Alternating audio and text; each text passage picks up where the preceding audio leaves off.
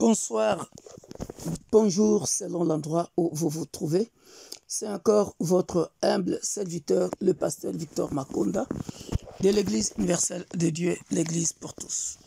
Ce mercredi est notre jour de l'école du ministère. Je viens toujours nous rappeler notre objectif. C'est toujours former les gens pour le royaume. Le nom de Jésus-Christ de Nazareth, l'homme de Galilée, le ressuscité le troisième jour, doit toujours être le centre, je répète, le centre de notre ministère. Aucun homme ne sera le centre de notre ministère. Toujours le nom de Jésus-Christ de Nazareth. C'est à son nom que nous avons formé cette école de ministère pour former les disciples de demain. Prions. Tendre Père, nous venons encore au devant de ton trône de grâce ce soir ou ce matin, selon l'endroit que le bien-aimé se trouve, pour l'école du ministère. Viens, cher ami Saint-Esprit, et enseignons ensemble pour la gloire de ton Saint-Nom. Au nom puissant de Jésus, Père, nous voulons former des ministres pour ta gloire. Viens nous équiper selon ta volonté, afin que, Père de gloire, les diables ne viennent pas tenter les ministres que nous sommes en train de former, mais que nous soyons bien bâtis dans ta parole. Au nom puissant et glorieux de notre Sauveur et Seigneur Jésus-Christ, nous disons Amen. Le titre de nous sommes dans notre 6e leçon, bien-aimés dans le Seigneur. Nous sommes dans notre 6e leçon qui est tout simplement intitulée « Bâtir les hommes dans son équipe ». Bâtir les hommes dans son équipe ou pour son équipe. Tout ministre de Dieu que l'école du ministère de l'Église universelle de Dieu est en train de former doit savoir comment bâtir les hommes pour son ministère. Un jour, tu auras ton église. Un jour, tu vas commencer ton ministère. Tu seras entouré des hommes et des femmes. Il faut bâtir ces hommes-là. On avait étudié la fois passée quel genre de disciples que tu es en train de former. On a parlé, bien-aimé, de l'impact physique, bien-aimé dans le Seigneur. Tout ça sont des choses à prendre au sérieux. Quand nous avons parlé de quel genre de convertis nous sommes en train de reproduire, bien-aimés dans le Seigneur, cela était très important parce qu'ils doivent nous refléter. Après, nous avons parlé de l'aspect physique d'un ministre, comment il doit s'habiller. Et aujourd'hui, bien-aimé, il s'agit de bâtir les hommes dans son groupe parce que tu seras ipso facto entouré par des gens. Alors, bien-aimé dans le Seigneur, le problème que nous avons dans nos églises, écoutez-moi très bien, c'est un enseignement très puissant et très très important. Le problème que nous avons dans nos églises, c'est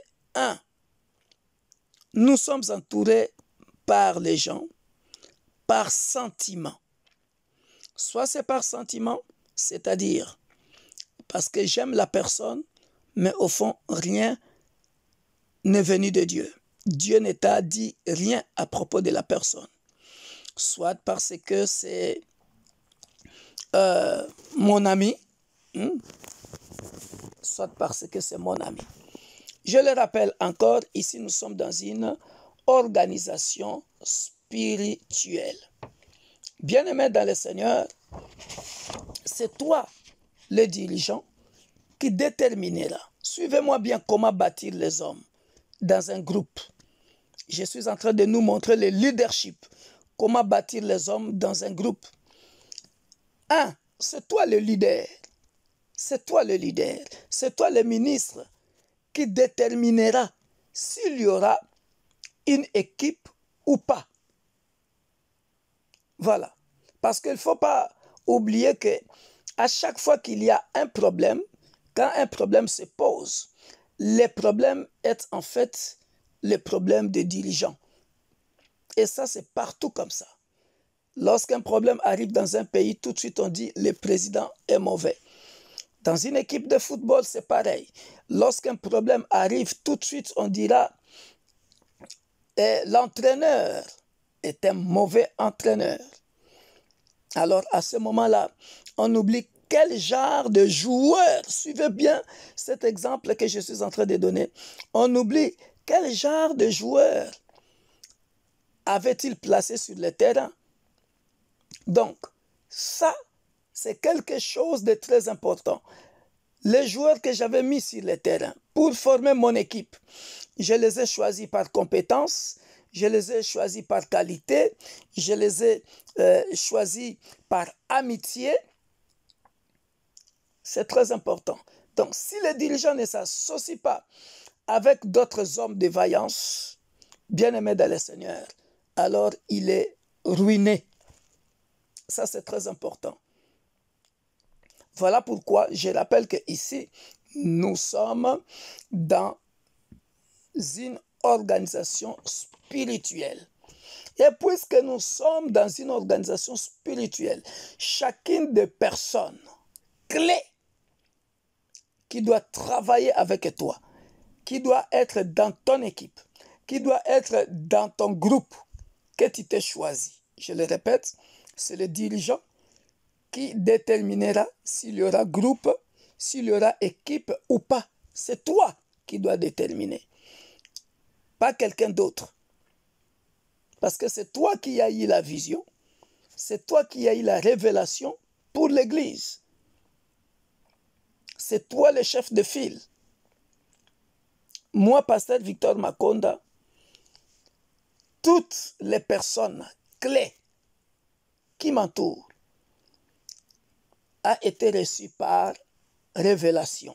Je répète, a été reçu par révélation. Et la preuve, toutes ces personnes-là, qu'ils vantent, qu'ils jeûnent, qu'ils vantent, qu'ils jeûnent, ils sont là avec moi. Elles sont là avec moi. Pourquoi? Parce que je les ai reçus par révélation. Les autres peuvent venir et partir. Et puis tu verras que ça ne me fera rien. Donc tu ne peux pas utiliser ta propre intelligence et réussir. Jamais. Pour bâtir les hommes, il faut bien aimer dans le Seigneur t'appuyer. Je le répète, ne t'appuie pas sur ton intelligence. Appuie-toi sur les révélations que tu reçois du Seigneur. Les apôtres bien-aimés étaient tous des gens choisis et donnés à Jésus comme un don. C'est comme ça que ça se passe. L'équipe doit couler d'une transaction avec Dieu. Très important. Qu'est-ce qu'on appelle transaction? Échange entre Dieu et les hommes que Dieu t'a donnés. Donc ton équipe doit être, en fait, comment je peux expliquer ça? La résultante d'une nomination divine. Voilà, c'est ça. La résultante d'une nomination divine. Parce que si c'est vraiment les gens que Dieu t'a révélés, que Dieu t'a montré, qui sont dans ton équipe, bien-aimés dans le Seigneur, vous serez tous des co-ouvriers. Vous allez bien vous entendre.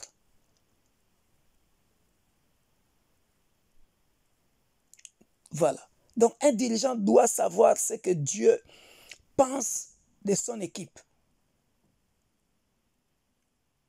Parce que toutes les personnes que tu as dans ton équipe, tu les reçois de la part de Dieu. Et ça, c'est des gens bien-aimés avec qui vous serez ensemble toute la vie. Je dis bien toute la vie. Ça, c'est mon expérience. Donc, bien-aimés dans le Seigneur, pourquoi je dis cela? Parce que lorsque Dieu te révèle quelqu'un, il te révélera qu'est-ce qu'il veut faire aussi avec cette personne-là. Vous irez loin ou pas? Il est là momentanément ou pas? Quel est son rôle dans l'équipe? De toutes les façons, lorsqu'un homme est correct devant Dieu, Dieu peut lui dire ce dont il a besoin en très peu de temps. Moi, ça m'arrive. Je suis confronté à beaucoup de challenges. Il suffit qu'une sœur me dise quoi que ce soit ou un frère. Dès que j'entre en prière, le Seigneur me révèle parfois tout de suite. C'est ce que nous devons chercher, bien-aimés dans le Seigneur. Ça, c'est très important. Donc, je répète, ne t'appuie pas sur ton intelligence. Les gens qui t'entourent, Dieu doit te les révéler. Il faut entendre la voix de Dieu, bien-aimé dans le Seigneur.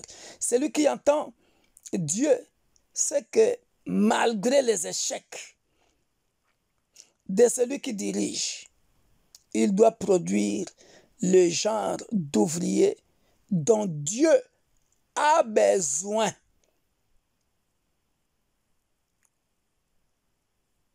Et dans ces cas, il doit l'aider à se relever pour entrer dans tous les potentiels de Dieu. Pourquoi je dis cela, bien-aimé dans le Seigneur? Ça m'est arrivé dans mon ministère. J'ai soutenu le frère qui soit parce qu'il était malade, alors sérieusement malade. Le frère était sérieusement malade. Mais bien aimé, l'équipe d'intercession, puisque c'est des gens que Dieu m'avait révélés, moi-même, on n'a pas arrêté de prier pour la personne. Pourquoi? Parce que on est convaincu que cette personne-là est un don de Dieu dans l'équipe et Dieu nous a révélé qui il est. On ne va pas donc considérer sa maladie comme un échec, mais on priera pour qu'il soit relevé et que tous les potentiels que Dieu a mis en lui retravaillent encore pour le bien de l'assemblée. Voilà comment, bien-aimés dans le Seigneur, nous devons travailler, comment nous devons bâtir les hommes. Donc nous bâtissons les hommes bien-aimés dans le Seigneur parce que nous savons que ce sont des généraux de demain et nous savons que Dieu nous a parlé.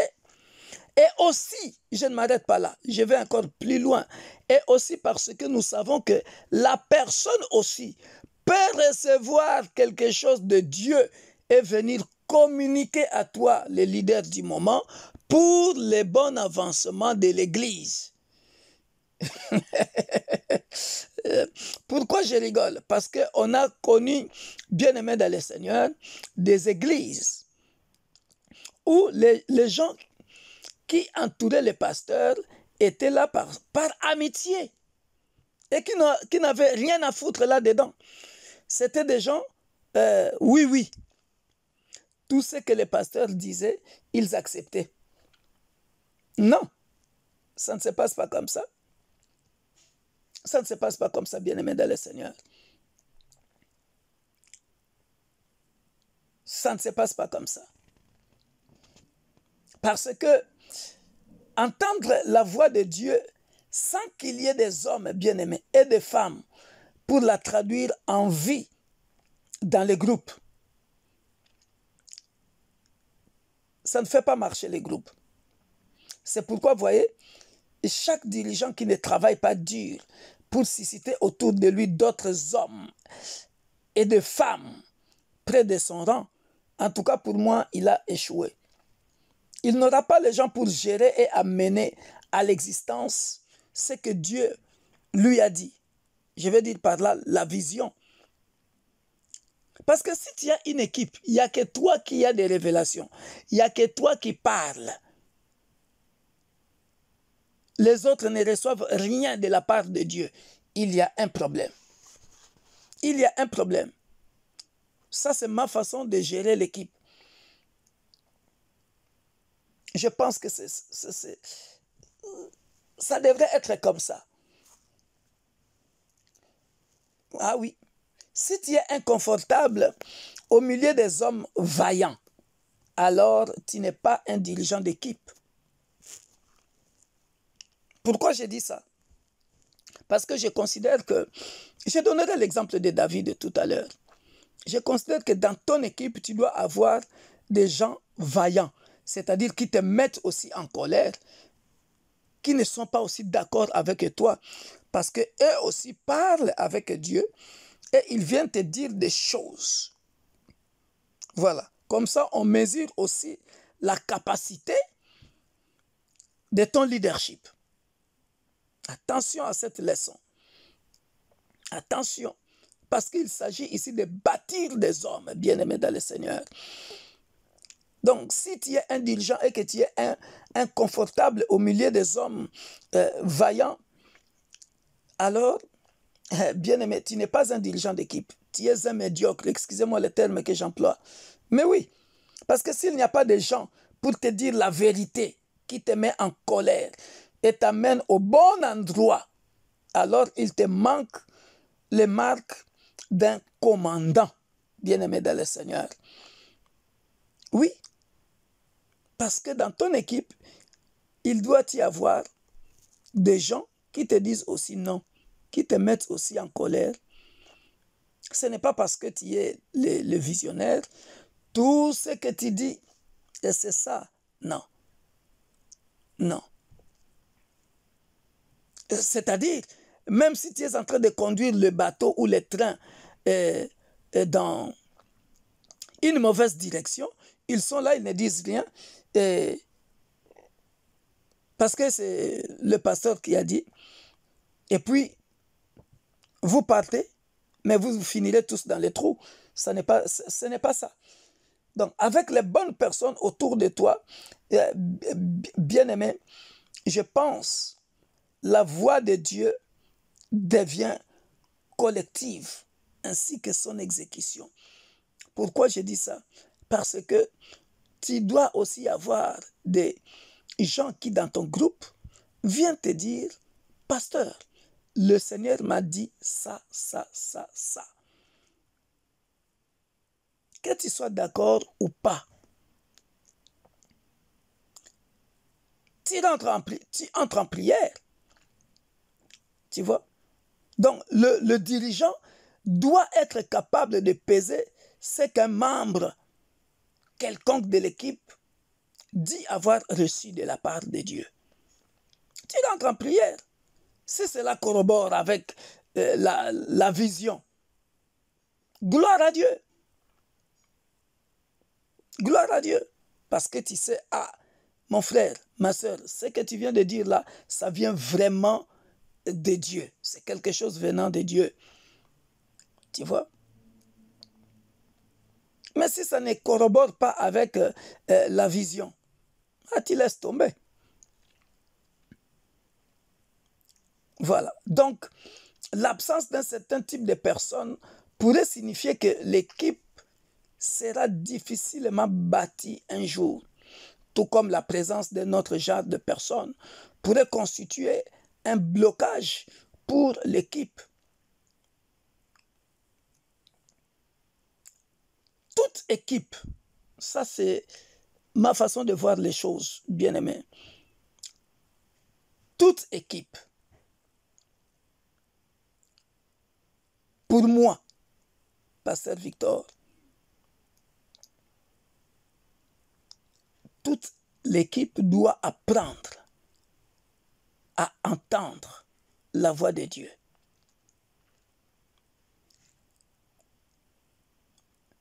Et surtout pour nous les dirigeants, de ne pas s'appuyer sur sa propre intelligence. Donc, pour me résumer, bien-aimés, je vais donner ce passage pour que nous puissions comprendre que lorsqu'on est entouré des gens, peut-être vous m'avez mal compris, lorsqu'on est entouré des gens, lorsqu'on est ministre de Dieu, quels sont les genres de personnes des hommes que nous devons bâtir? D'abord, ils doivent être révélés par le Seigneur. Comme les apôtres, je le répète, ils ont été choisis par Dieu et qu'on a donné à Jésus comme don. 2, il ne faut pas, on doit tester aussi les dirigeants qui nous dirigent. Dans quel sens? Tout le monde ne doit pas être toujours d'accord parce que toi, tu as dit. Il faut qu'il y ait dans l'équipe des gens qui reçoivent aussi des révélations. Cela montre que vous êtes tous dans la communion fraternelle. Et que vous priez. Parce que les apôtres dans Acte 2, Acte 2, 42, ils étaient tous ensemble. Dans la communion fraternelle, dans la fraction de pain, ils priaient continuellement. Donc, ils recevaient des révélations et ils partageaient. Voilà, bien-aimés dans le Seigneur, je vais donner ce passage de Proverbes, chapitre 3, versets 5 à 8, que nous connaissons très bien. Nous allons lire ça. Proverbes, chapitre 3, verset 5 à 8, qui nous dit ceci.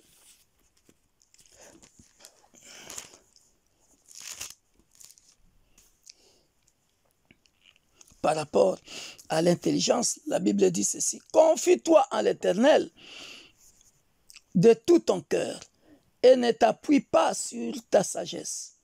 Reconnais-le dans toutes tes voies et il aplanira tes sentiers. Ne sois point sage à tes propres yeux. Crains l'Éternel et détourne-toi du mal. Ce sera la santé, bien-aimé, pour tes muscles et un rafraîchissement pour tes os. Honore l'Éternel avec tes biens et avec les prémices de tout ton revenu. Donc ici, bien-aimé dans le Seigneur, le passage est clair. Tu es un dirigeant, tu veux diriger, tu es un ministre, tu veux diriger les gens selon ton intelligence, selon ta sagesse à toi, sans t'appuyer à Dieu, bien-aimé, tu échoueras. Voilà pourquoi j'ai commencé par donner l'exemple d'une équipe de football.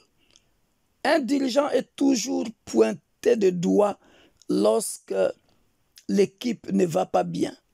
On dira, ah, t'as vu? C'est la faute de l'entraîneur. Pourquoi? Parce que, je pense que la leçon est claire et facile. Parce que tu as fait des choses par sentiment. Parce que tu t'es choisi ton meilleur ami. Moi, Makonda, je suis déjà tombé dans ce piège-là. On ne dirige pas l'église par sentiment. N'aimez pas n'importe qui dans ton équipe à cause des sentiments. Ah, je veux lui mettre parce qu'on est bien avec lui. Bien aimé, ça ne se passe pas comme ça. Un dirigeant voit l'avenir. Je suis clair et intransigeant ici, bien aimé dans le Seigneur. Si les dirigeants ne s'associent pas avec d'autres hommes de vaillance, comme j'avais dit, alors, bien aimé dans le Seigneur, il est ruiné. Tu dois former des généraux comme toi, bien aimé dans le Seigneur. Et surtout, ne pas faire des sentiments. Ça, c'est très important. Une personne, je vais parler ici des dirigeants, permet aux gens d'être proches d'elle par choix délibéré, tu dois penser à l'avenir. Un dirigeant voit toujours de loin et décide que certaines personnes doivent être proches de lui et que d'autres ne le doivent pas. Tu payes le prix, mon frère. Tu payes le prix, même si, comme les Congolais disent, ah, ça c'est pire moi, pire moi. Dans les choses de Dieu, ce n'est pas ça, mon frère, ma soeur. J'avais un grand comité, moi, pasteur Victor Makonda. Après, je les ai éliminés tous. J'ai rétréci le nombre des gens. Parce que les autres, justement, j'ai jugé que ce n'est pas qu'ils sont inutiles, mais leur place n'était pas là. J'ai réduit le nombre. Donc, ne fais pas des choses par sentiment. Que celui-ci vienne dans les comités, alors que c'est un fouteur de troubles, que celui-ci vienne à côté de toi, plus proche de toi, alors qu'il n'a pas de compétences. Non, tu dois penser à l'avenir. Tu dois penser à l'avenir. Ne pas avoir peur de dire à quelqu'un, pour l'instant, toi, tu te mets à l'écart. J'ai besoin de telle personne. Par rapport à leurs capacités, leurs compétences spirituelles ou intellectuelles, et selon ce que Dieu t'a révélé. Ça, c'est très important à savoir quand on bâtit les hommes bien-aimés dans le Seigneur. C'est très important. On peut prendre l'exemple, bien-aimé, des vaillants hommes de David. Ils ne sont pas venus à côté de David par accident. Non. Regardons par exemple la relation de David et Jonathan. On peut lire ça dans 1 Samuel chapitre 23, 10 à 11. Qu'est-ce que nous lisons là-bas? Qu'est-ce que nous lisons là-bas? On verra que Samuel, 1 Samuel chapitre 23, la Bible dit ceci, dans 1 Samuel chapitre 23, versets 10 à 11. Et David dit, Éternel Dieu d'Israël, ton serviteur apprend que Saoul veut venir à Keïla pour détruire la ville à cause de moi. Les habitants de Keïla me livreront-ils entre ses mains? Saoul descendra-t-il comme ton serviteur l'a appris? Éternel Dieu d'Israël, daigne les révéler à ton serviteur. Et l'Éternel répondit, il descendra. David dit encore, tu vois, ici David est en train de parler avec Dieu. Et David dit encore, les habitants de Keïla me livreront-ils, moi et mes gens, entre les mains de Saoul? Et l'Éternel répondit, ils te livreront. Mais lorsque nous descendons au verset 17 et 18, pourquoi j'ai pris cette histoire? Parce que c'est une histoire que j'aime bien, le rôle de Jonathan à côté de David. Regarde ce que Jonathan va dire. À partir du verset 16. Ce fut alors que Jonathan, fils de Saoul, se leva et alla vers David dans la forêt. Il fortifia sa confiance en Dieu et lui dit, ne crains rien, car la main de Saoul, mon père, ne t'atteindra pas. Vous avez vu ça, bien-aimé? On a besoin de gens comme ça dans le leadership. Il ne faut pas choisir les gens par sentiment. J'ai choisi des gens par sentiment, mais désastre. Par amitié, désastre. Des gens sans révélation. Au contraire, des gens qui te critiquent encore. Non, il faut bâtir les hommes.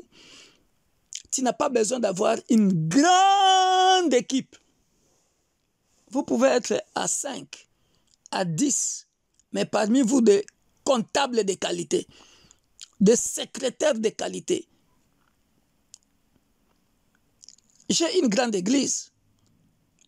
Mais je n'ai pas une secrétaire de qualité. Je n'ai pas encore trouvé. À Paris, j'ai une secrétaire de qualité. Et dans mon comité là-bas, c'est une petite église. On est, je pense, une cinquantaine de membres. Un petit comité. Mais des gens qui travaillent. Une secrétaire hors norme, hors du commun, qui fait tout sans que tu le lui demandes. Vous voyez? Des hommes qui prêchent et ils font ce que tu leur demandes. Et qui reçoivent aussi des révélations et qui te disent. C'est ça. Entoure-toi de Jonathan.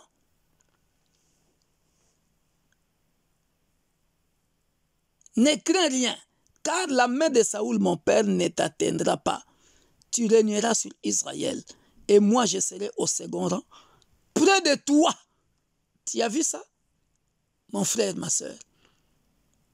Jonathan dit, et moi je serai près de toi. Saoul, mon père, le sait bien aussi. Ils firent tous des alliances devant l'Éternel, et David resta dans la forêt, et Jonathan s'en alla chez lui. Donc, vous verrez que lorsque vous lisez cette histoire, Jonathan est prêt de mourir pour David. Il dit, je serai près de toi. Vous voyez? Donc, un grand homme de Dieu, à qui Dieu a donné la vision, il soude son cœur par un choix délibéré aux grands hommes et aux grandes femmes. Il ne laisse pas dominer les instincts naturels. Si tu fais des choses par sentiment, par tes instincts à toi, par, comment je peux dire, en lingala on dit namawa, la pembe nanga namawa. Bon, excusez-moi, je dois parler en français parce que le CD peut aller partout dans le monde entier. Donc, je vais prendre cette personne-là par pitié, sachant que non, bien-aimé dans le Seigneur.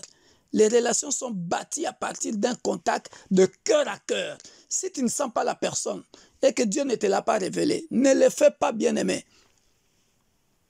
Ah oui. Parce que dans ton équipe, il faut qu'il y ait un langage de cœur à cœur. Tu sens la personne ou tu ne sens pas la personne.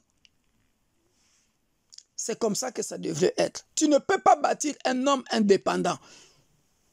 C'est-à-dire des gens, je l'ai prêché dans un message sur la soumission. Tu ne peux pas bâtir ton équipe avec un homme indépendant. C'est-à-dire quand il veut, il vient à la réunion. Quand il ne veut pas, vous ne le verrez pas. Là, tu ne bâtis rien, mon frère. Tu ne bâtis rien. Oh, au contraire, tu es en train de bâtir ta mort.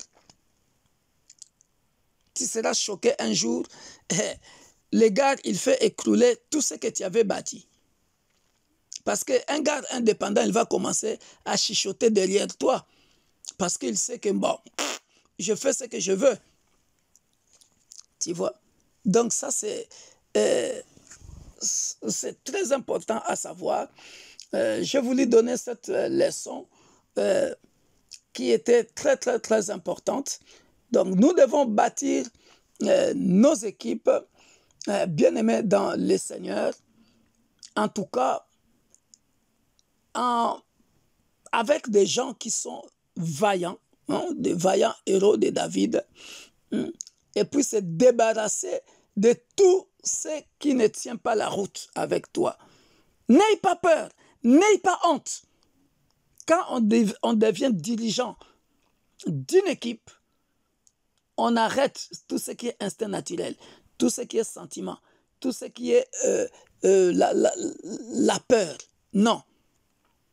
Tout ce que tu dois faire, montre aux gens que tu diriges que tu les aimes. Ah, tu les aimes. avec leurs fautes, que tu les attires avec un amour sincère à tes côtés. Et lorsque tu sais que Dieu a quelque chose en réserve pour cette sœur-là, pour ce frère-là, bien-aimé dans le Seigneur, attache-toi à cette personne. Ne l'abandonne pas. Ne l'abandonne pas.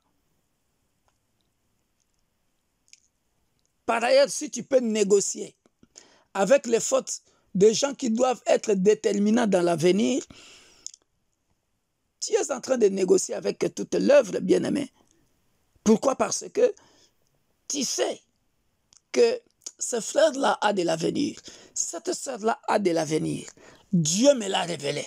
Je sais ce que Dieu a mis en lui. Aujourd'hui, il est peut-être faible, mais tu es en train de travailler son grand potentiel jusqu'à ce qu'il devienne grand comme toi. Tu es en train de travailler ses grandes faiblesses jusqu'à ce qu'il deviendra bon.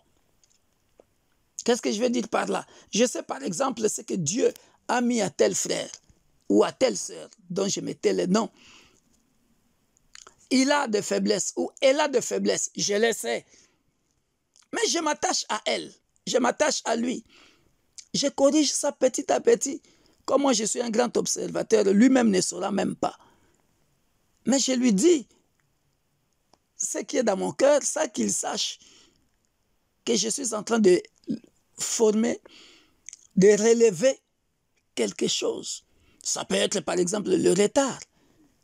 Je peux lui dire, mais mon frère, est-ce que tu sais qui tu es dans l'église? Mais si tu es comme ceci, comme cela dans l'église, tu sais que tu dois participer quand même aux études bibliques. C'est pour ton bien.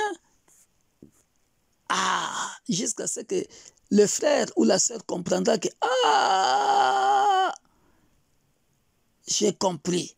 Donc si un jour je veux être évangéliste, si un jour je veux être prophétesse ou quiconque que ce soit, et que je ne participe pas aux études bibliques, je ne viens pas à l'intercession, ah, avec cet homme, ça ne passera pas. Donc, voilà, il a une faiblesse, tu commences à travailler cette faiblesse-là, tu es en train de bâtir l'homme. Et petit à petit, les choses précédentes sont prises en compte. Il commence à se corriger petit à petit. Et puis maintenant, les grandes forces commencent à sortir. Et les grandes faiblesses s'en vont petit à petit. Voilà. C'est ça qu'on appelle le bâtisseur. Tu vois, tu as pris un homme qui était dans ses faiblesses, tu as construit, tu as fait sortir une force que tu as découvert en lui qui va fleurir un jour. Et un jour, tu vois le frère et la sœur être toujours le premier ou la première à l'église, être toujours là à l'heure et commencer à bien faire l'œuvre de Dieu. Voilà, tu es tranquille. Et un jour, tu peux lui dire, bon, je pars en séminaire, c'est toi qui prêches. Il sera étonné. Donc, tu n'auras plus besoin de dire à ses frères ou à une sœur, à cette sœur-là, bon, sois là à l'heure, hein, comme je ne serai pas là. Non, parce que cette personne est déjà transformée. Il sait automatiquement que mon pasteur m'a éduqué comme ceci, comme cela, pour l'œuvre de Dieu. Donc, tu connais ses faiblesses, tu as négocié avec ses faiblesses en faisant sortir ses forces. Et voilà, la personne est bâtie. Parce que tu sais, tu savais et tu sais qu'il est indispensable pour ton équipe. Il a quelque chose de Dieu en lui. Dieu te l'avait révélé. Et voilà, la personne devient très important. Tu vois? Donc, avec des gens comme ça, dès que Dieu t'en parle, aie toujours une parole de Dieu et va jusqu'au bout, quoi qu'il arrive. Parce que tu sais que Dieu te l'a révélé. Tu sais que cette personne-là a quelque chose. Voilà. Tu vois? Donc, quand tu sais que tu as reçu une parole de Dieu pour un frère, pour une sœur, que tu dois bâtir,